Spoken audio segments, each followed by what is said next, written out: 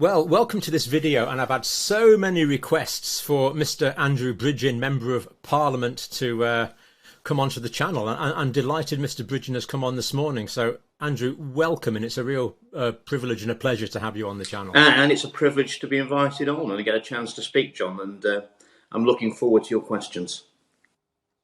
What I'd like to do, first of all, if you don't mind, if you could just trace your thinking over the pandemic years. Mine has certainly evolved quite a lot. There's been realisations, pennies have dropped, disappointments have occurred. What's your sort of development since early 2020? I think I've developed in a way very similar to yourself, John. I am actually double vaccinated with AstraZeneca, something I deeply regret now. And when I went and got those vaccines in my constituency, I actually posted pictures of myself having the vaccine, which will be seen by my constituents and others. And again, I deeply regret that. But as Einstein says, you know, when the facts change, I change my mind. What do you do?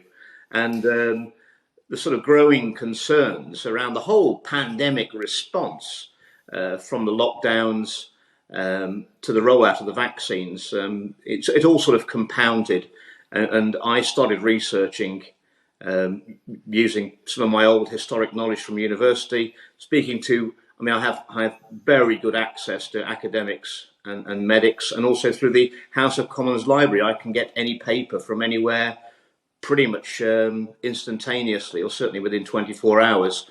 So I carried on researching, and I wasn't liking what I was hearing.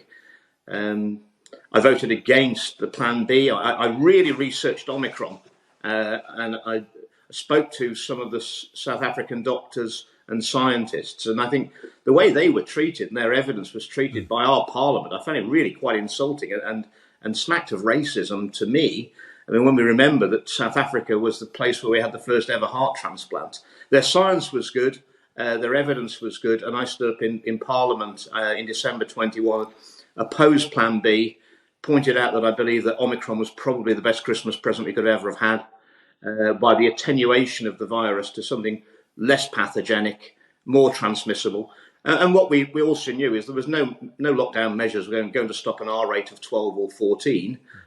China couldn't do it with those extreme lockdown measures. So I voted against the masks, the mandates, and all those restrictions. And clearly, obviously, when I found out that that Partygate broke, and that those at number 10 who were privy to the best science, the latest figures, they weren't concerned about social distancing or masks. No. And I think the other thing that really got me, John, was during the lockdowns, which I voted against after the second one. The suicide rate in my constituency went up 400%. We were having more suicides in a month than we'd have in a normal year. And I really wanted to speak out about it, but I was so concerned about copycat. And quite honestly, for a failed policy, I just hate the idea that my constituents and other people were just seen as pure collateral damage. So unlike most of your colleagues in Parliament, you do actually have a science degree. You've studied genetics and biology, which is refreshing. So that gives you a good understanding of what's going on. One of the things that's concerned my viewers an awful lot, Andrew, is you've stood up in Parliament and given an evidence-based rationale, and there doesn't seem to be any interaction. So you know what I'd expect is you stand up and say, well, this evidence here from the reanalysis of the vaccine paper shows such and such. This is inconsistent with the government thinking at the moment.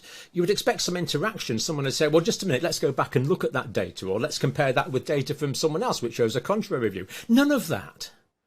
Why is it that they don't seem to want to academically, intellectually interact with your evidence? I don't think they're used to that level of scientific analysis in parliamentary debates. The ministers are not appointed by their scientific qualifications generally. Yeah, you're right. I mean, obviously this is a contentious issue, and we know the mainstream media narrative. So, I mean, every speech I gave on the vaccine harms was fully fact-checked by scientists and doctors prior to me giving it. And then obviously I produced a press pack immediately. I sat down with all the papers itemised, and I think the first speech on the 30th of December to try and deter the government from vaccinating small children. I mean, I think that had 32 scientific papers and analyses attached to it. And the problem is as well, I mean, what you've seen, John, is time and again, when I put in for a contentious debate that's going to be difficult for the government, they don't even put the minister up who's actually responsible. Yeah. So it gives a get-out-of-jail-free card for the standing minister to say, well, if this is neither my speciality nor my area of responsibility, and I will write to the honourable gentleman. Well, I mean, we had all that on the 17th of March. What I can tell you, John, is that the government didn't write to me with the answers to those questions. I've now gone back to the minister, Will Quince, and pointed out to him that he's a good chap, really, and he did promise me he'd answer those questions, and I don't want to have to raise a point of order in the House of Commons. Mm-hmm. Overall, though, I get the impression that your interventions, although there's like an official blind ear been turned on to them, I actually get the impression that you've moderated some of the government behaviour. So even though they haven't interacted publicly because they can't be seen to go against the narrative, for example, the autumn booster campaign was for the over 55s, not for everyone. The current campaign, frantic backpedalling, is now for over 75s and those with significant comorbidities.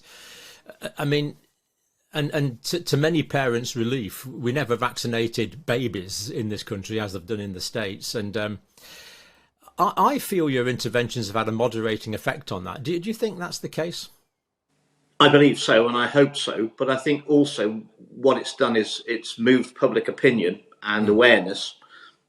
And it's that is in a democracy, surely it's the view of the people and the pressure they put on their elected members of Parliament. I know it's had an effect because colleagues in the House of Commons have rather slyly said to me, Andrew, for goodness sake, don't give another speech because we can't stand the emails. So clearly people around the country are doing the right thing, putting pressure on their elected representatives to raise issues of concern. And I don't think there's anything more concerning than public health, the vaccination of small children, who John, you've pointed out the science is there. I mean, there isn't a healthy child of that age group who has suffered death due to the virus, but clearly there are risks associated with the vaccine. So it never made sense. And I'd known for quite a long time, and I was wanted to speak out, but it was when the MHRA, the Medicines and Healthcare Product Regulatory Agency, pushed the government for approval for those experimental vaccines down to children of the age of 6 months. That's when I felt I had to speak out.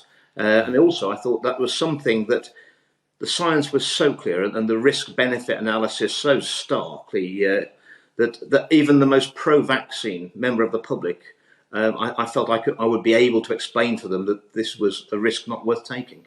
Mm-hmm. Mm-hmm. Now, one thing I've had literally thousands of comments on, Andrew, is the fact that when you've given your well-researched, well-reasoned, fully referenced, expert consulted speeches in Parliament, very often it's been to an empty house. Is there, comment on this as you will, but is there a deliberate walkout strategy or is it apathy or what? It's just so impolite. You've done all this work. You've got a cardboard cutout junior minister who reads out some response which bears very little to what you've said. Is this deliberate or is it apathy or what? Why have we not got a parliamentary debate going on? Well, adjournment debates at the end of the business of the day are used by members often to raise very local issues. I mean, I've seen them up on the screen, bus services in Bolton. I mean, you wouldn't necessarily expect a lot of interest from the whole House for such a local issue. But the issues I raised were not local. They were questions that were affecting every household, every community, every constituency in the country. And certainly after the first speech, when I was announcing I was going to give another one, I mean, there was considerable awareness amongst colleagues and their constituents who were emailing their MPs saying, could you please attend this important debate? So maybe the first speech, but certainly not the second. At the end of the day, John, I can't answer for colleagues' behaviour. I can only answer for my own. It is a huge issue, and as you know yourself, the interest around this issue is not restricted even to the UK. It's global, and it's growing very rapidly, quite rightly. So you would have expected considerably more engagement from my colleagues than we've had, and I'm sure they've had plenty of emails. Yeah, and those pictures shown around the world have done British parliamentary democracy no good at all. Basically, that empty house has held us up to mockery in the United States, Canada, Australia, New Zealand. It just makes the system look farcical. It has, but I mean, you have to remember that when I speak even to an empty house, an empty chamber, that is recorded in Hansard, and it does go out as a video clip. I think it's the narrative that we're up against to get to the truth and the science. I think it's fairly damning when YouTube will take down a speech with a response from a minister, from the mother of all parliaments, for 3 days because it violates their community guidelines. That is deeply worrying. I did actually give a speech a couple of weekends ago in Norway, in Stavanger, to a conference on these issues. And I stood up on the stage, and it was a packed audience. And I said, "I'm actually feeling a little intimidated. I'm only actually used to speaking to an empty room." Yeah. Who's paying for these vaccines, Andrew? They're costing us billions, aren't they? The taxpayers paying for the vaccines. Have we got plenty of spare cash at the moment? We know it'll be going on the national debt, and I think that's. The last speech I gave on the 17th of March on the vaccines. I did point out the cost of the number to vaccinate to prevent one hospitalisation or one serious hospitalisation, and it's interesting that after that speech, within a few days, the criteria was moved to only the over 75s, and it did mention for the first time value for money. There is no money. There's no government money. It's all taxpayers' money, and. I think a large number of our Parliament have forgotten that. I think some of them also forgotten that we're not the masters of the people, we're the servants of the people. And I think the next election may be an opportunity to remind a few people a few facts of life. Absolutely, yeah. Answer this to the degree you see fit, Andrew, of course, and bear in mind this is a public domain channel, but is there influence of corporate interests in Parliament? I think people know that the current parliamentary system we've got, it doesn't appear to be working for the people anymore. And I actually have said publicly that I'm very, very concerned that what we should be doing, and I thought we used to do, was we passed laws and legislation on behalf of the people, for the people. And now it appears that we actually have a whole parliament, not even a government, but a whole parliament that's conspiring to inflict laws upon the people. And that is not democracy. And the use of Project Fear and the psyops during the pandemic, and also, John, I mean, I like to, when my constituents come to me with problems, as they do, and they can be anything from the front door to my council house needs replacing to very personal issues. I like to. They're clearly worried. I always try and reassure them and say, now that you've told me and my team, it's normally on a Friday, I want you to have, relax this weekend because we'll deal with this now. Have confidence.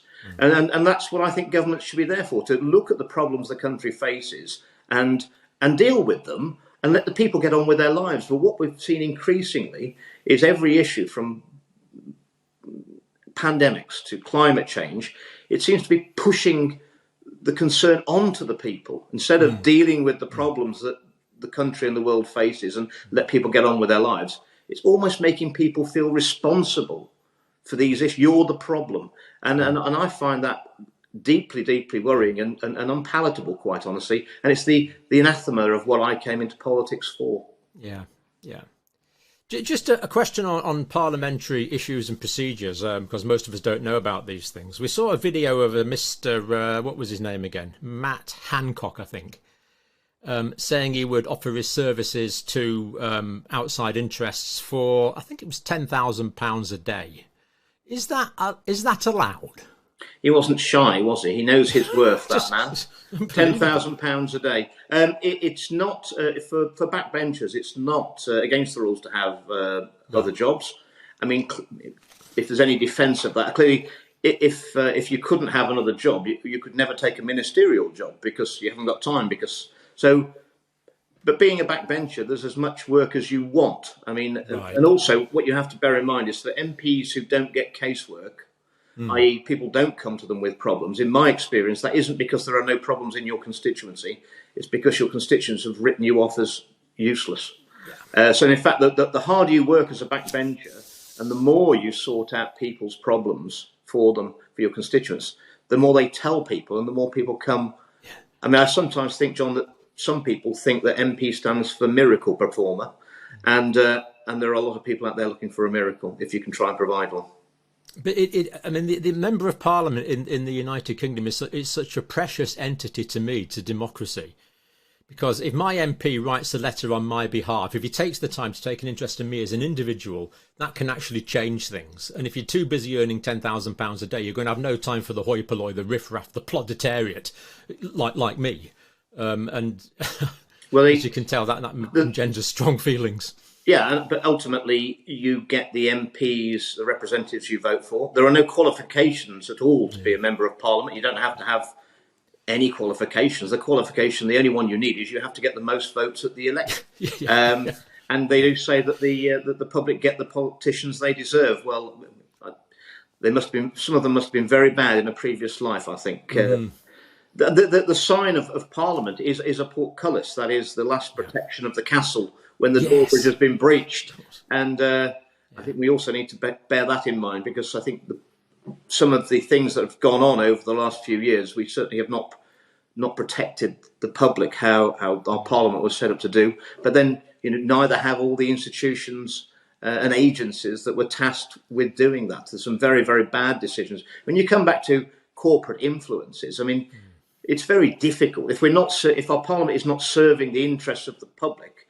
And we look around, it's not just our Parliament. I mean, some very strange decisions on policy are being made in democracies all over the world on the same issues at the same time.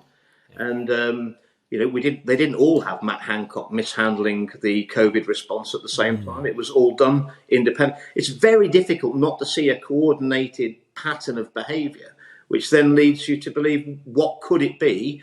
And global corporate interests would appear the logical answer. It's true. I hadn't thought about that. You've got similar movements in New Zealand, Canada, the United Kingdom, parts of the United States, quite a few European countries, all happening at the same time, moving in a similar direction. It does seem one heck of a coincidence, doesn't it? And Australia and New Zealand as well, you see. Yeah. So it's a worldwide phenomenon of people making, probably, which will turn out to be, if they're analysed properly, the wrong decisions about the same issue at the same time. John, you could become a conspiracy theorist if you started believing in things like that. Coincidences like that. Let's hope not, Andrew. Let's hope not. Well, I was thinking I might have to get some new conspiracy theories, because all the ones I had before have all been proved right now. Yeah, indeed, yeah. Andrew, I want to play now. We know, and real commiserations for this, the party that you've worked for and given your blood for over decades has rejected you. And I want to just play a clip here from our mutual friend, the esteemed emeritus professor now, Norman Fenton, and just get your reaction to it, if you don't mind. Is that okay? It's only lasts for about a minute. I want to say a few words about the furore yesterday over MP Andrew Bridgen's suspension from the Conservative Party for supposedly anti-Semitic remarks. Now, I'm Jewish, and my father was a Holocaust survivor from Poland. In fact, he was the only survivor from his entire extended family. I didn't find Mr. Bridgen's remarks at all anti-Semitic. Mr. Bridgen has been one of the few MPs to have raised the concerns about the serious adverse reactions from the COVID vaccines. And I'm worried that these claims of anti-Semitism are being used to divert attention away from these serious concerns that he's raised. Yes, and it was absolutely. I mean, it's humbling to see Professor Norman Fenton come out to defend me at considerable risk to himself from the narrative and the mainstream media. Yeah, I mean, I think he's absolutely right. He also was one of 25 signatories of leading Jewish scientists and doctors who wrote to Number 10, and the point they made was that they believed that the government were falsely accusing me of anti-Semitism and racism, and that by doing that they diminish clearly real incidences of this, and also that they considered the actions of the government were to suppress free speech in the House of Commons, and clearly with their religion and its history, they were deeply concerned that that was the first sign of a totalitarian regime, which is to stop free speech. And I think when you see people like Matt Hancock and Lord Bethell, who served in the health department during the pandemic, now pushing to get vaccine disinformation, misinformation included in the online harms bill, this is just another layer of censorship. Yeah. And as I've said in the chamber, and as you've said to your subscribers many times, I mean, science is like politics. It doesn't work without debate and discourse and disagreement. And then if you can't defend your thesis or your political ideals, then they're on probably pretty shaky foundations. And no science is ever settled. The politics is never settled either. And neither should it be. It should always be up for debate. And cancel culture is not the future of science, and it's not the future of free speech, and it's not the future of fair and open democratic politics either.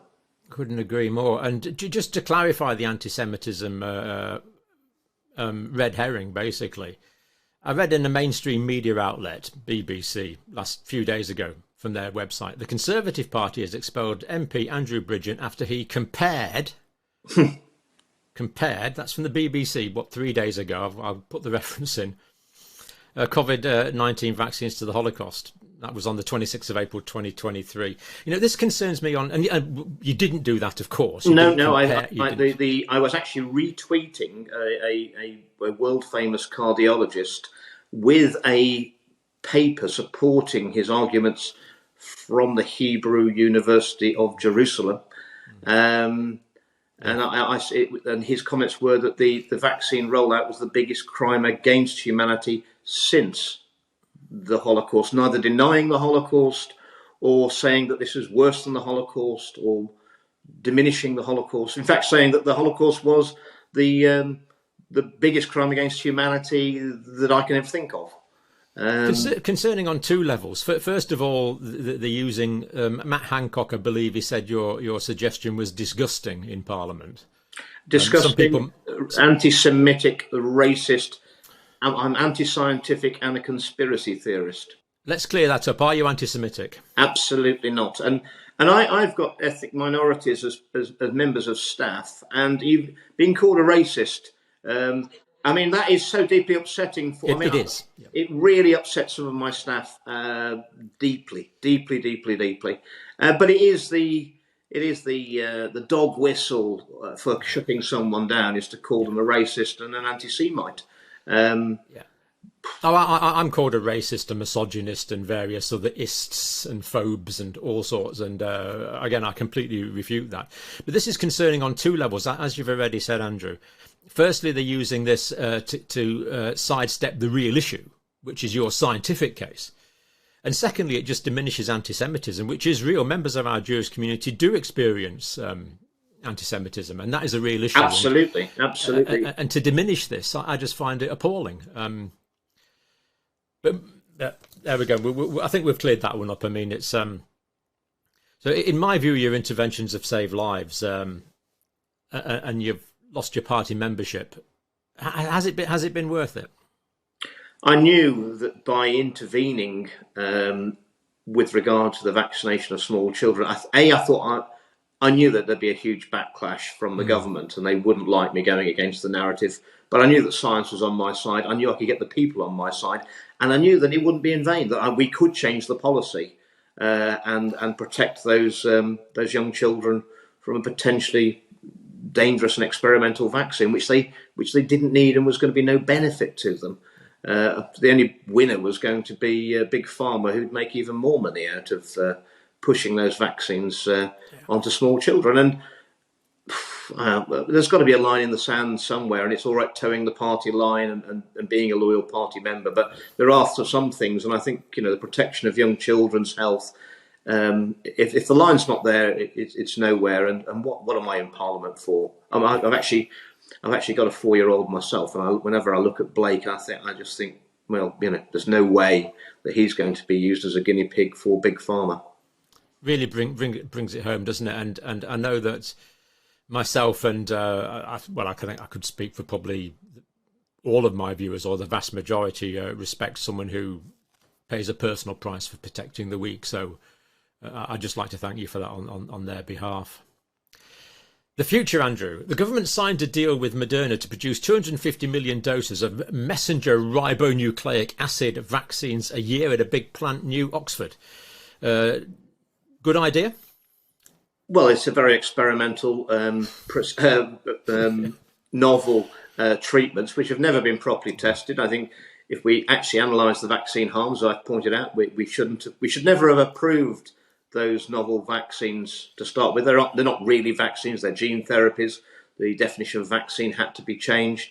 No, not at all. And I'm deeply worried about it. The government basically seemed to have said that the only treatment for future pandemics is mRNA vaccines, which can be produced very quickly, which means no safety testing. But also, I fear that all the traditionally safe childhood vaccines that we've known are now going to be converted to mRNA with the consequent risk factors.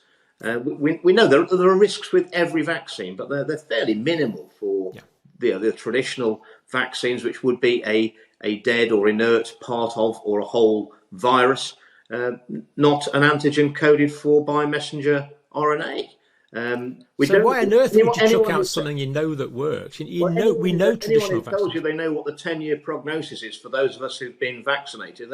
They don't, do they? Because we haven't had that time. We've had these. What we do know is from our own yellow card system that there's been more yellow card reports of suspected side effects from the novel mRNA vaccines and the AstraZeneca DNA vaccine with the adenovirus vector in 2 or 3 years than we've had for 40 odd years of all the combined traditional vaccines put together. I mean, I'm also very concerned that the yellow card system is not going to be publicised anymore. I'll let you into something, John. We found out that just between you and me, just between you, me, and the English-speaking world, top secret.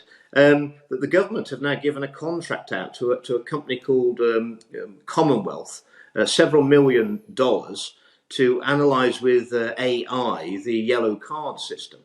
And when you trace back Commonwealth, they're actually a subsidiary of a company in America called Genpack, and their biggest customers are AstraZeneca and Pfizer. So no conflict of interest there. The contract has been given by the MHRA, who are 86% funded themselves by Big Pharma, to a company which is funded by Big Pharma to investigate complaints against Big Pharma using AI. Had I been in the chamber on Thursday, it was a bit hectic last week, I would have raised this issue with, and I know that she loves answering my questions. Penny Morton loves answering my questions.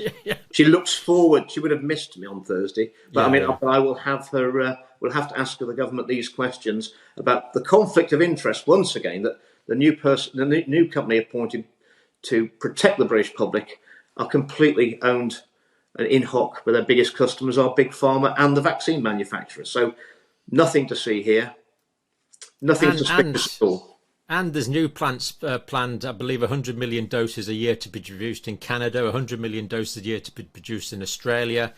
Maryland, of course, the home of Moderna, we believe that's expanding as well. So, well, it all fits in with the WHO treaty, which I spoke about a week or so ago, and the changes to the international health regulation, which you've commented upon. I think that the plan is clearly set in place that those are going to be approved worldwide. That's going to give huge powers to the WHO to call these public health incidents of international concern, abbreviated to FAKE, John. It's quite interesting. It's a FAKE. For any reason, they can do it for environmental reasons, human pathogens, animal pathogens, or the risk of a pathogen, CO2 levels, huge powers. But what's clear is that the WHO made a lot of mistakes in their dealing with the last pandemic, and they haven't learned from it. So they're still maintaining that the only solution to pandemics is novel mRNA vaccination. Well, they're still not admitting that there were effective treatments, antivirals, and prophylactics which could have been used. Ivermectin, hydrochloroquine, vitamin D. Vitamin D is something as simple as that. They're still not admitting any of that. So clearly, if we're heading on this path to the WHO having control of the world during a pandemic, called and decided by them, and their answer is mRNA technology. I mean, Moderna are onto a huge bonanza. I think at some risk, huge risk to the public, especially when you look at Dr. Joseph Fryman's reports based on data from America, that the Moderna mRNA COVID-19 vaccine was potentially the one with the highest number of serious adverse events, with 1 in every 662 from Moderna's own data would be resulting in hospitalisation or death. Yeah, I had a Moderna vaccine, and I deeply, as with you, I deeply regret that. So the national governments would basically be obliged to implement, using the power of the state, dictates dreamt up by unelected, often poorly qualified people in Geneva, often not paying international taxes, we believe, with diplomatic immunity, or a form of diplomatic immunity. I can't think of anyone who could be more unaccountable or remote from the concerns of my constituents in northwest Leicestershire. I think they're the last people that we'd want. And I mean, obviously, I was fairly vocal during the referendum on leaving the European Union. I led the Leave campaign, which was very successful in the East Midlands.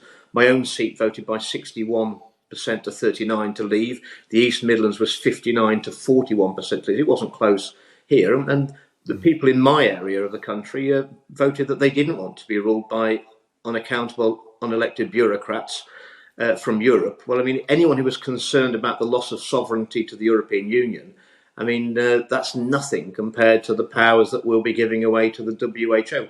We've got a very, very dubious history of respecting human rights. Oh, well, Article 3, the human rights aspects, that they're all being rewritten and they're taken out. So there won't be any respect of human rights in their charter anymore. It's going to be a bland statement that everyone will be treated with equity. Well, if they're treating everyone fairly badly, John, that's equity, isn't it? Yeah. And I don't want that for my constituents. I don't want that for my family, and I certainly don't want that future for my children. So I'm going to be opposing that all the way. Do we need medical advice from the WHO? Have you not got any doctors in northwest Leicestershire? Have you not got any scientists? Well, we've got some of the best universities in the world, and also there's a huge risk of a one solution problem for the world. If the WHO get it wrong, and they've certainly got, I believe, a very bad track record, that's the whole of humanity finished. If different countries adopt different strategies, at least we can also learn from them and say, well, that's working well in Sweden and that's not worked in Australia, and we've done this. We can share best practice, and also, our populations will behave differently to different stimuli due to traditions, and we've got different climates which could well affect. It's summer in the UK when it's winter in Australia, and that can affect, as you know, viral spread. So how could one policy for the whole world actually be applicable and relevant, given all the geographic and demographic differences? A one-size-fits-all. I think, as I said in that debate on the WHO, if there was only one car available for everyone, I'm not sure it would be the best car we could have without any competition or innovation. Absolutely, yeah. Last question, Andrew, and thank you for all the time you've given us. We shout loud about democracy in the United Kingdom, but it only works really realistically through the party system. So where does this leave you at the moment, personally? And just answer this to the degree you'd like to. Well, I've been expelled from the Conservative Party. I could appeal, but given the way the original, the spurious nature of the original allegations of anti-Semitism and racism and bringing the party into disrepute, I don't have a great confidence. I think there's a lot of politics being played out here. I think they want to silence me, and I'm not going to allow that to happen. I think as long as I am elected, I will speak out, and the next election I will be standing, and my future will quite rightly be in the hands of my electorate, and I'll be judged at the ballot box, and I think that's quite right. Absolutely, yeah. Mr. Andrew Bridgen, Member of Parliament, North West Leicestershire, biologist and campaigner. So many people appreciate. We just feel that you're speaking for many people that are otherwise voiceless. So, and that's what keeps me going, John. Whenever I feel isolated, I look at my emails, and it's fine. And I suspect we might get a comment or two under this video, Andrew, as well. So. You never know. You never know. Yeah. It's Saturday morning. Please spend some time with your family. Thank you for giving us up this time, and we will be following you with interest and appreciation. Thank you. It's been an absolute pleasure. Thank you. Thank you.